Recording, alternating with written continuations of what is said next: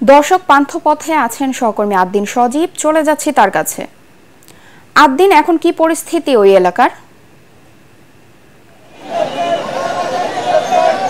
শুরুতেই বলতে চাই যে আমি এই মুহূর্তে রয়েছে ধানমন্ডি 32 নম্বরের ঠিক যে প্রবেশ মুখ রয়েছে, সেই প্রবেশ মুখে আমরা এখান থেকে আমরা দেখছি যে ভেতরের পরিস্থিতিটা খুবই, আপনারা চিত্রতেও দেখেছেন, ছবিতেও দেখেছেন, নিউজে কিছুক্ষণ আগেই এখানকার পরিস্থিতিটা ঠিক এরকমই, যেটা মানে গত 1.5 দশকেরও বেশি সময় ধরে বাংলাদেশের এই জায়গাটাতে সেরকম কোনো পরিস্থিতি, যে পরিস্থিতি ছিল তা এখন আর পুনরাবৃত্তি হচ্ছে না। এবং ছাত্র জনতা আমরা দেখতে পাচ্ছি যে ধানমন্ডি 32 নম্বর থেকে শুরু করে আশপাশের সবগুলো এলাকায় রীতিমতো তারা তাদের অবস্থান যে কর্মসূচি ছিল, গতকালকে যে অবস্থান কর্মসূচি নিয়েছিল সেখানে তারা সেই অবস্থান কর্মসূচি নিয়েছে। আপনি জানেন যে বৈষম্য বিরোধী ছাত্র আন্দোলনের বেশ কিছু কর্মসূচি গত কয়েকদিন ধরেই চলছে এবং এই কর্মসূচির সূত্র ধরেই তারা রেজিস্ট্যান্স উইক অর্থাৎ প্রতিরোধ সপ্তাহ করছে এবং সেই সপ্তাহের যে এর মধ্যেই তারা গতকাল রাতে একটা কর্মসূচি দেয় যে আজকে সারা বাংলাদেশেই একরকম অবস্থান কর্মসূচি করা হবে। এবং আমরা দেখতে পাচ্ছি যে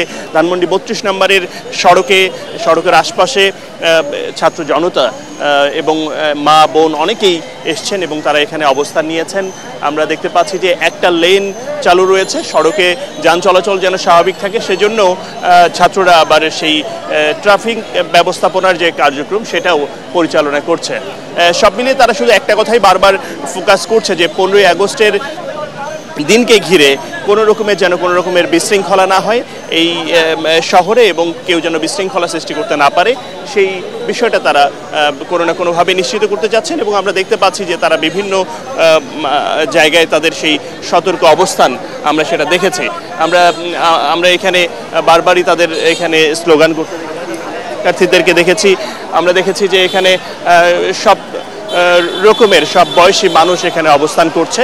এই অবস্থান কর্মসূচি যে কেবল তাদের এই ধানমন্ডি 32 নম্বরে ব্যাপারটা কিন্তু তা নয়। আমরা দেখেছি যে ধানমন্ডি 32 ছেড়েও এর বাইরেও তারা মূলত এই পাশে আপনার ধানমন্ডি 27 পর্যন্ত এবং ওইদিকে কলাবাগান পর্যন্ত এবং আরেক পাশে রয়েছে পান্থপথ পর্যন্ত, সেদিকটাতেও রয়েছে। এবং একই সঙ্গে আমি বলতে চাই যে ধানমন্ডি লেকের ভিতরেও তাদের বিভিন্ন জায়গায় তাদের উপস্থিতি রয়েছে, যেন কোনো অবস্থাতেই কেউ কোনো রকমের বিশৃঙ্খলা তৈরি করতে না পারে, অপ্রীতিকর ঘটনা করতে না পারে। সেজন্য এই আমরা ছাত্রদেরকেই দেখছি যে সেই জায়গায় সতর্ক অবস্থানে রয়েছে এবং কোনো রকমের কোনো তথ্য যখনই তাদের কাছে আসছে তারা তাদের জায়গা থেকে সে বিষয়টা নিশ্চিত করছে যেন সেখানে যাওয়া হয় এবং তাদের যে রেজিস্ট্যান্স উইক বা প্রতিরোধ সপ্তাহ সেই জায়গাতেও তারা সতর্কভাবে তাদের এই কার্যক্রমটা পরিচালনা করছে। আমরা দেখতে পেয়েছি ধানমন্ডি 32 নম্বরের ওই পাশটাতে অর্থাৎ পেছন পাশটাতেও আমরা দেখতে পেয়েছি ছাত্র এবং জনতার অবস্থান।